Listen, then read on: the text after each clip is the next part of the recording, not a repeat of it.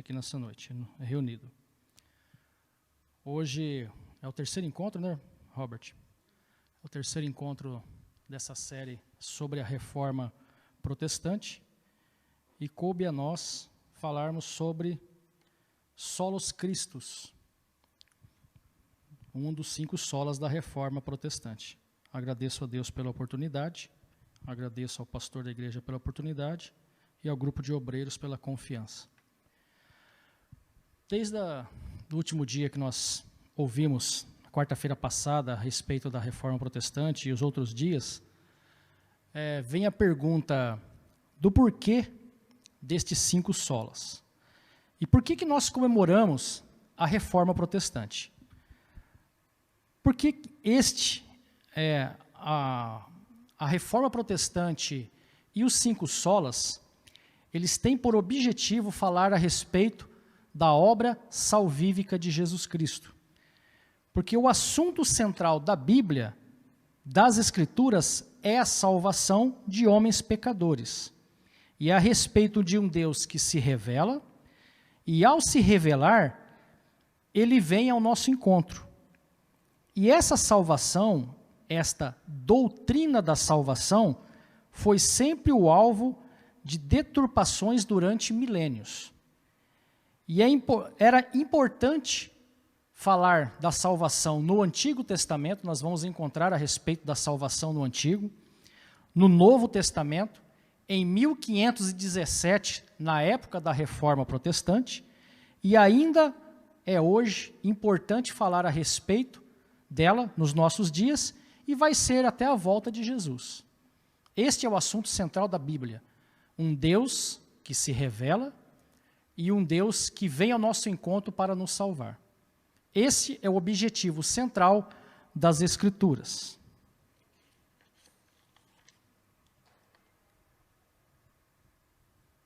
Aponta aqui.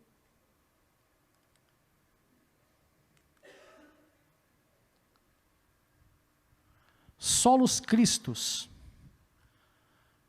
Como que se dá os 5 solas? Quando houve a Reforma Protestante, a igreja devolve a Bíblia que estava na mão de uns poucos, apenas do clero, apenas o clero, ou seja, os bispos, os padres, o Papa tinham acesso à Bíblia. Eu, você, nós, o povo, chamado de os leigos, não tínhamos acesso às Escrituras. E se tínhamos acesso apenas em latim. E o povo não tinha, por costume, saber latim. E quando houve a reforma, que a igreja devolve ao povo as Escrituras, a Bíblia que estava nas mãos de uns poucos, agora está na mão do povo.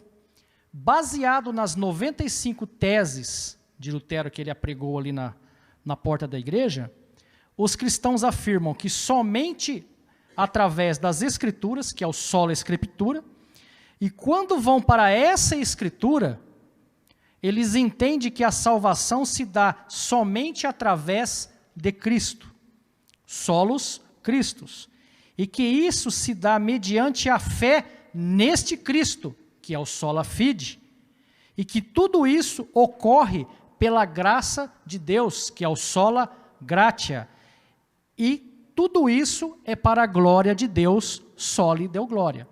Então, isto tudo está baseado na salvação. Todo o arcabouço dos 5 solas é direcionado à doutrina da salvação que, por séculos, ela foi sendo deturpada pela Igreja Católica ao acrescentar à obra de Cristo ações humanas como complementares à salvação. Ora, isso, se nós virmos na Bíblia, desde o Novo Testamento, nós vamos ver toda a dificuldade, por exemplo, do apóstolo Paulo, ao corrigir as igrejas, a qual ele envia cartas, justamente para corrigir a doutrina da salvação que estava sendo deturpada ali. Paulo plantava uma igreja, por exemplo, ele ia na Galácia, ele plantava uma igreja. Quando Paulo deixava um pastor, deixava um representante, o anjo da igreja que tomava conta, que ele virava as costas e saía para outros lugares fazer a sua viagem missionária, chegava ali, diante daquele povo que tinha sido instruído, judaizantes e que introduziam heresias e deturpavam as escrituras e o ensino dos apóstolos. E aí você vai ver Gálatas, Paulo falando, por exemplo, ó insensatos Gálatas, por quem é que vos seduziu para que vocês dessem ouvido a outras doutrinas? E mais para frente você vai ver Paulo também em Timóteo. Paulo inclusive vai chegar sendo um pouco mais incisivo, dizendo que estas pessoas estavam dando doutrinas e ouvidos a doutrinas e a doutrinas de demônios. Tal era a deturpação do evangelho. Então isso não é uma novidade apenas aqui na Reforma Protestante. No Novo Testamento isso já era presente. E nós vamos ver aqui, por exemplo, que a Igreja Católica em 431, ela institui o culto a Maria. Era uma deturpação.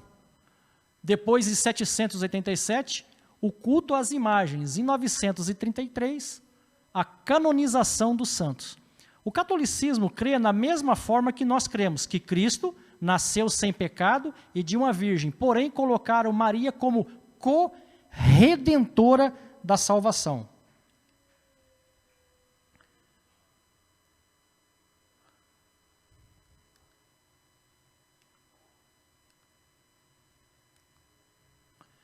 E nós vemos que a palavra de Deus, a Bíblia, vai nos instruir que isto está errado. Porque nós vemos lá que em 1 Timóteo 2,5, porque há um só Deus e um só mediador entre Deus e os homens. Quem? Cristo, Jesus Cristo, homem. Solos Cristo. A salvação se dá somente através de Jesus Cristo. Para nós hoje, que evangélicos, no ano de 2022, parece muito fácil, muito simples, você expressar isso aí. Quem é o seu Salvador? Jesus Cristo. Só que eu garanto que se amanhã ou depois o pastor Robert sair daqui e entrasse aqui um judaizante, em 3, 4 anos nós estaríamos todos deturpados, explicando para nós que a salvação não se dá apenas através de Cristo e tinha que ter algo complementar à salvação. Isso acontecia em todas as igrejas na época de Paulo, acontece hoje no Brasil, nos dias de hoje.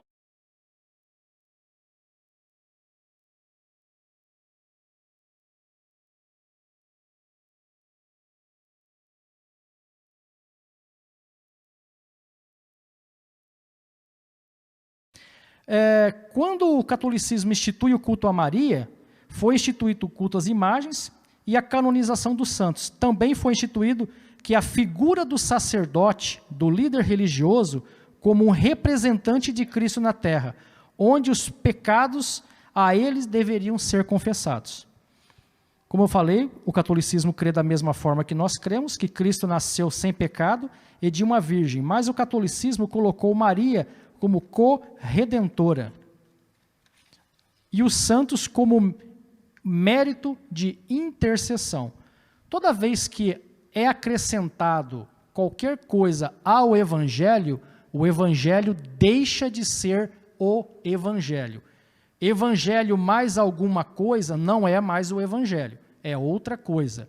E o Evangelho é tão simples, né? C.S. Lewis escreve no cristianismo puro e simples. Parece simples demais até para nós.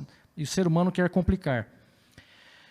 Então a Bíblia vai nos dizer que há um só Deus e só um mediador entre Deus e os homens, Cristo Jesus, homem.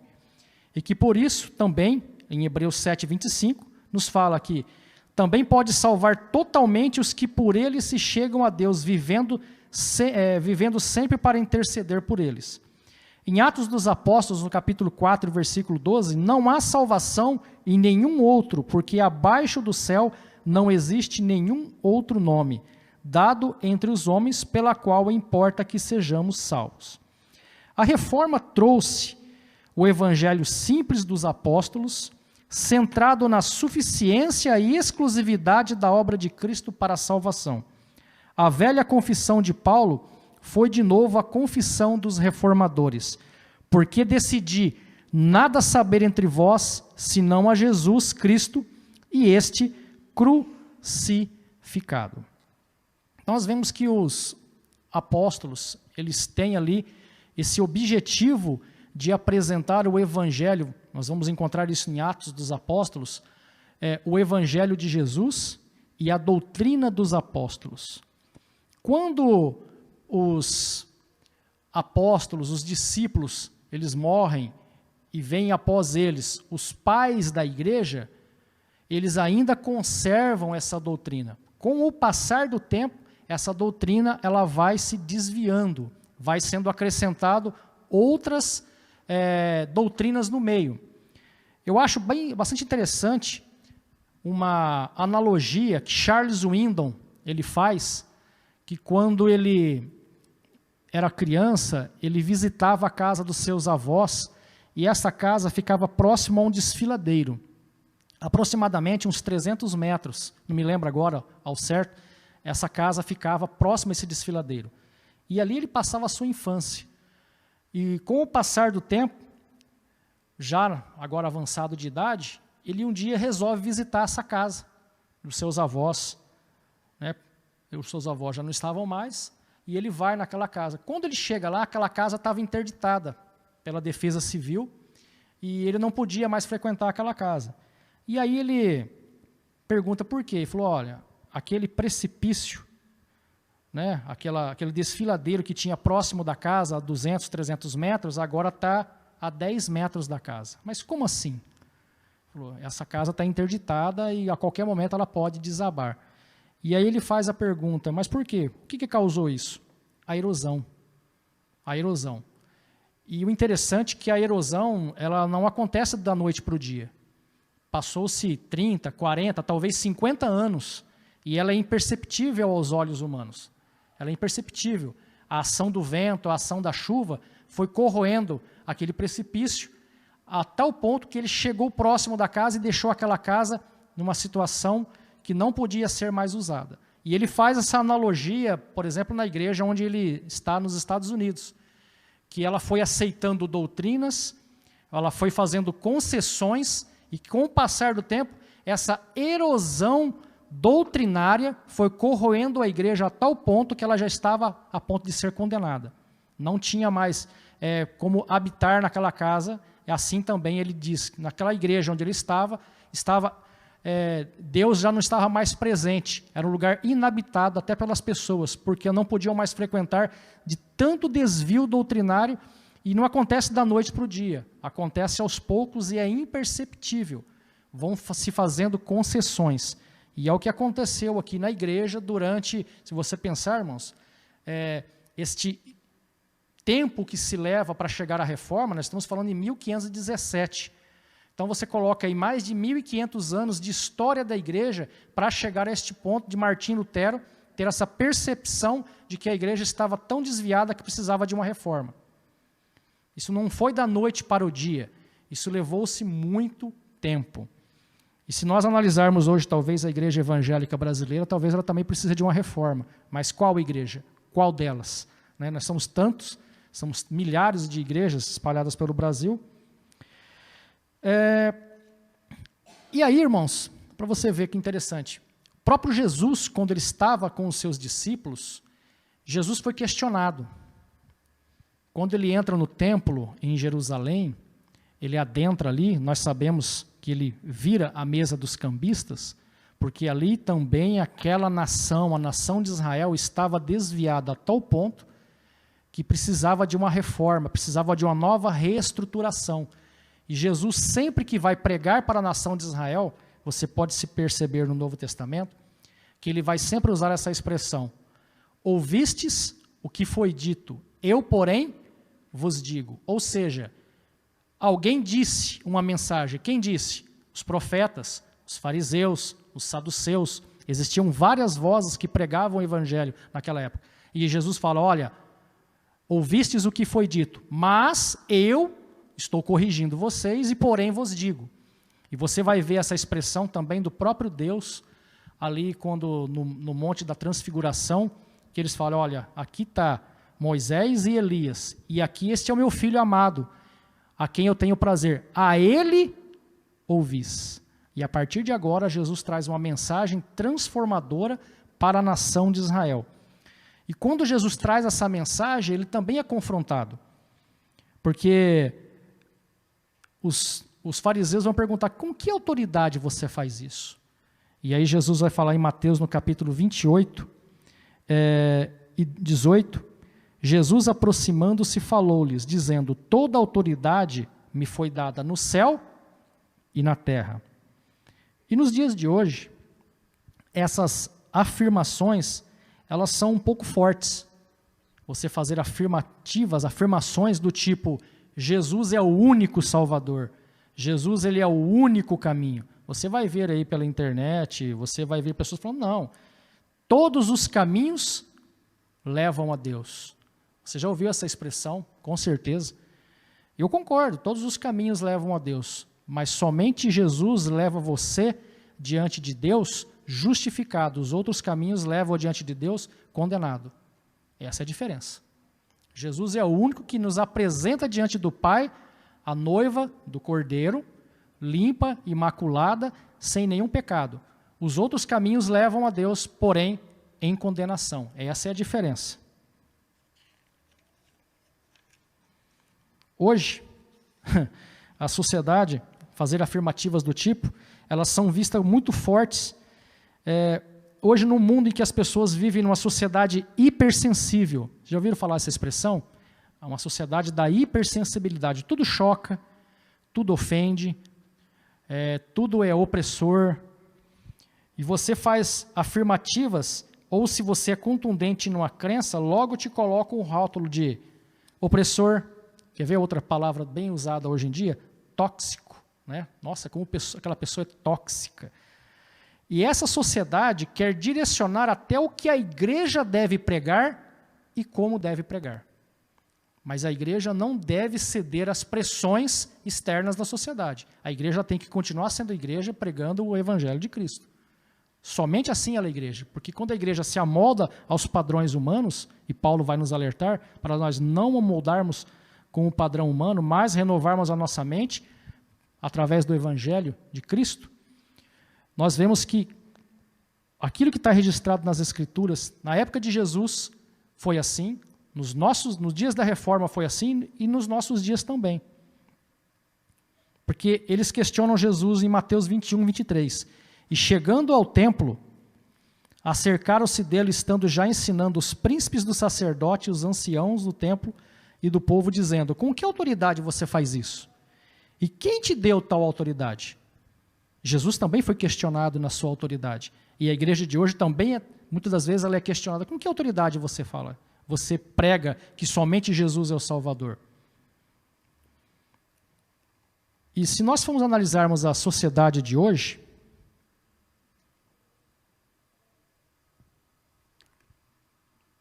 obrigado. Você viu? Diácono Lucas Pietro, olha aí. Já começou bem. Hoje, como é que está a nossa sociedade?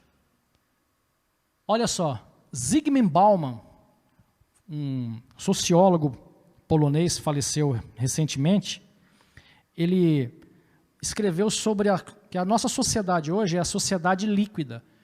É uma sociedade em que os relacionamentos, tudo é feito para durar pouco tempo. Antigamente, um casamento durava 40 anos, 50 anos, um carro durava 20, 30 anos, uma casa. Eu que trabalho com reforma, eu sei muito bem disso. Hoje você faz uma reforma, ela dura 4 anos, 5 anos, ainda bem que eu tenho que fazer reforma de novo, né? Então, hoje, tudo na sociedade, ela é líquida. Acaba-se o efeito muito rápido. E como é que está a nossa sociedade de hoje? A superficialidade e fragilidade dos relacionamentos afetivos e sexuais. Uma personalidade moldável aos interesses do momento. Este processo de individualização e egocentrismo e mercantilização das relações sociais. Parece que a gente está mal mesmo, hein? Olhando para essa análise do Zygmunt Bauman aí, você vê de como é que está a sociedade de hoje. E você chegar diante dessa sociedade em que tudo é volúvel, que tudo é passageiro, tudo é descartável, e apresentar um Cristo que somente Ele pode salvar e somente Ele pode conduzir ao céu, isso choca as pessoas de hoje. Você já experimentou evangelizar alguém, falar que Jesus Cristo é o único caminho? No seu trabalho, na faculdade, em algum lugar? Existe essa dificuldade, essa resistência. Porque a pessoa, a primeira coisa que vai falar é isso aí, todos os caminhos levam a Deus, não é só através de Jesus. E hoje, irmãos, a nossa sociedade, deixa eu ver se é o próximo. A sociedade de hoje, ela vive, nós estamos hoje, o que se diz aí, o que Zygmunt Bauman fala que é a sociedade líquida, nós estamos nisso aqui que se chama pós-modernidade. Olha só que interessante. Antigamente, lá na época da Reforma aqui, se você quisesse saber a respeito da verdade, quem que você procurava? A igreja. A igreja fornecia para o ser humano tudo a respeito, que era toda a verdade. Então a pessoa ia na igreja e a igreja falava, olha, isso é a verdade. Com o passar do tempo, já na modernidade, se você quisesse saber a respeito da verdade, a verdade já não estava mais com a igreja, ela estava com o homem. O homem é a medida de todas as coisas. Então a verdade estava centrada no ser humano. E na pós-modernidade, olha que interessante. Aonde está a verdade? Não existe mais verdade. Cada um tem a sua. Lembra daquela propaganda? Cada cabeça, uma sentença? Isso faz muito sentido. Então não há mais centro. Cada tribo social hoje tem a sua verdade. A verdade não pertence mais à igreja, ela não está mais nas escrituras, ela não é mais Cristo para a sociedade. Cada um tem a sua versão da verdade. E interessante que eu falei para vocês que na modernidade, se você quisesse buscar a verdade, ela estava na igreja. Na modernidade, se você quisesse buscar a verdade, ela estava na ciência, né, no homem. Porém, no século passado, ocorreram 2 guerras mundiais, onde morreram aproximadamente mais de 100 milhões de pessoas. Na Segunda Guerra Mundial, essa ciência que falou que ofereceram a resposta para o ser humano, ela produz 2 bombas atômicas que matam instantaneamente quase 100 mil pessoas. E aí, essa verdade que estava na ciência é derrubada por terra. E agora o homem fica sem rumo. Aonde que está a verdade? Essa ciência que era detentora dessa verdade foi destronada, dando lugar à pós-modernidade. E o que é ela? Se na pré-modernidade a igreja era o centro e na modernidade a ciência e o homem, agora na pós-modernidade não há centro. Cada um busca a sua verdade. É um relativismo moral, um relativismo ético, político, filosófico e, sobretudo, religioso. O que é o relativismo? Não há mais verdade absoluta. Então vai falar que nós não temos uma moralidade, que nós não temos uma ética. Olha para você ver como é que está a política. Também existe um relativismo político, filosófico e, sobretudo, religioso. Mas eu vou me ater aqui apenas ao relativismo religioso. Por que eu estou dizendo tudo isso para vocês? Estou mostrando como pano de fundo a sociedade da época de Jesus, a sociedade na época da Reforma Protestante e a sociedade nos dias de hoje, e que a resposta, tanto no Antigo, no Novo, na época da Reforma e na igreja de hoje, a resposta chama-se Jesus Cristo. Os problemas são os mesmos, as dificuldades são as mesmas, a sociedade continua com os mesmos problemas, mas a resposta ainda continua sendo somente um solos Christus, somente Jesus.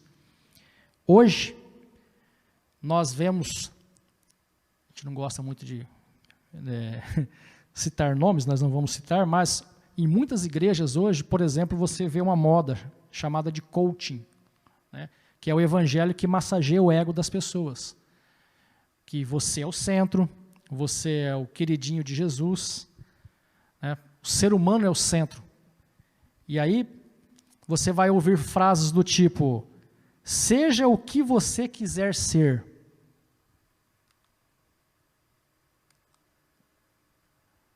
Olha só. Seja o que você quiser ser, controle o seu destino ou alguém controlará.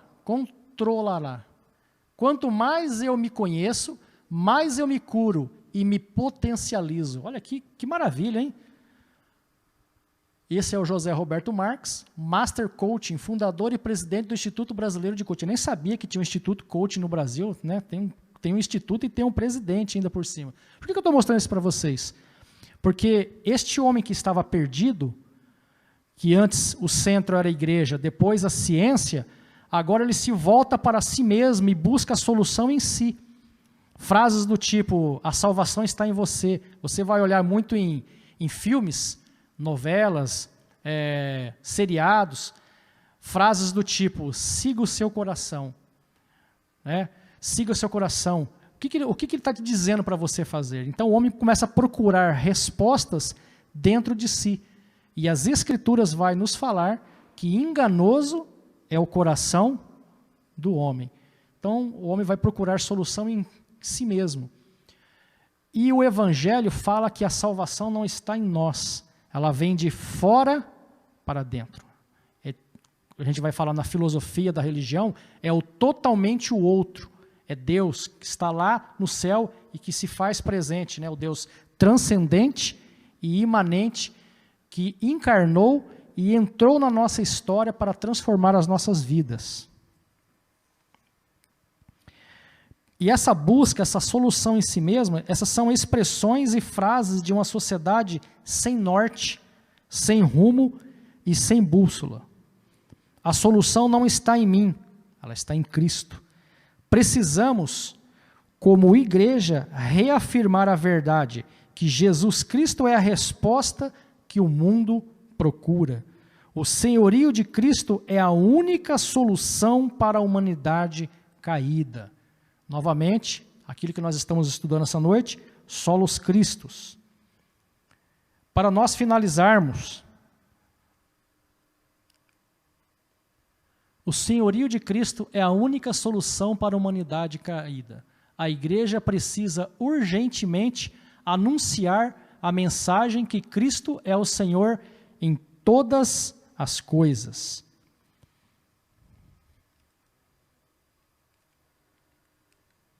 Essa é uma frase que eu gosto muito, de um estadista, um dos homens que desenvolveu a política da melhor maneira possível, Abraham Kuyper, um holandês estadista.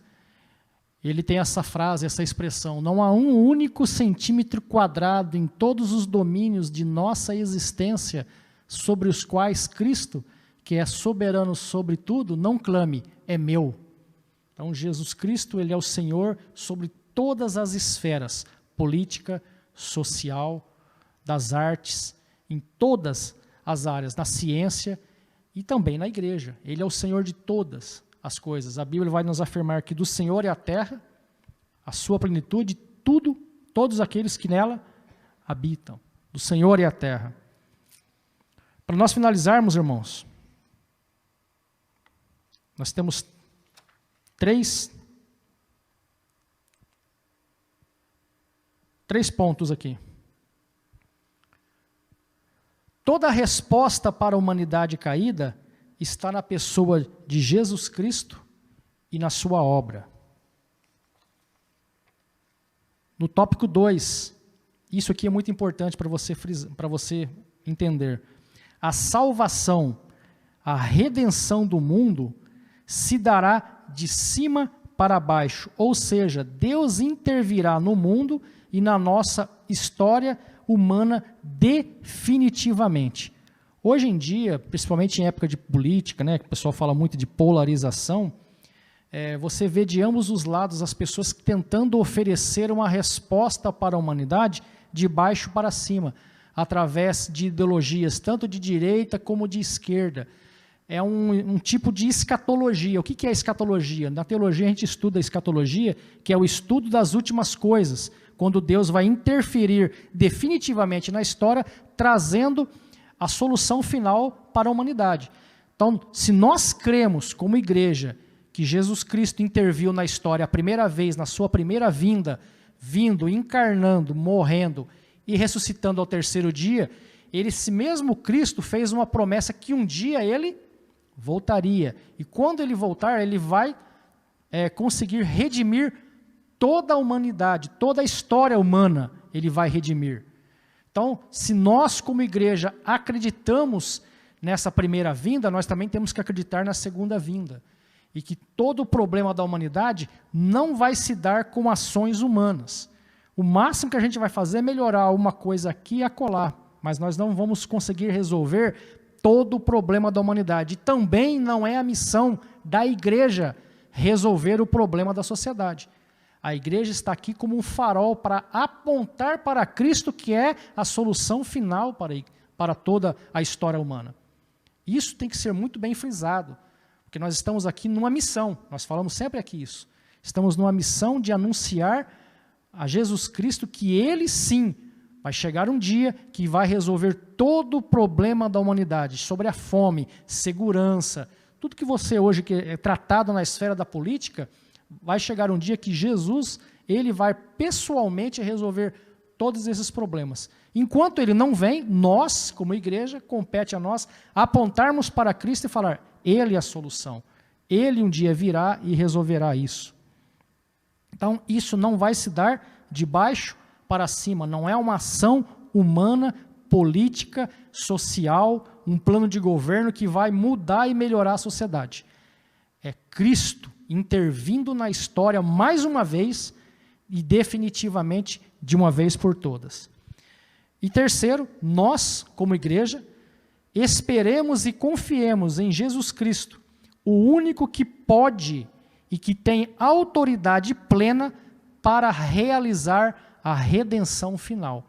Nós, como igreja, nós também temos que ter essa esperança e aguardarmos que durante a sua vinda, Ele vai resolver todo o problema da humanidade. Amém, meus irmãos? Com isso, nós finalizamos aqui nessa noite sobre solos cristos. Se ficar alguma dúvida, vocês podem perguntar que o Robert vai responder, com certeza. Ele está aqui para isso, ele é o pastor. E eu agradeço a oportunidade e agradeço a atenção dos irmãos. Vamos ficar de pé para a gente fazer uma oração, para nós finalizarmos? Assim você descansa a perna um pouquinho. Senhor Deus e Pai, nós te agradecemos nessa noite por estarmos aqui na Tua presença.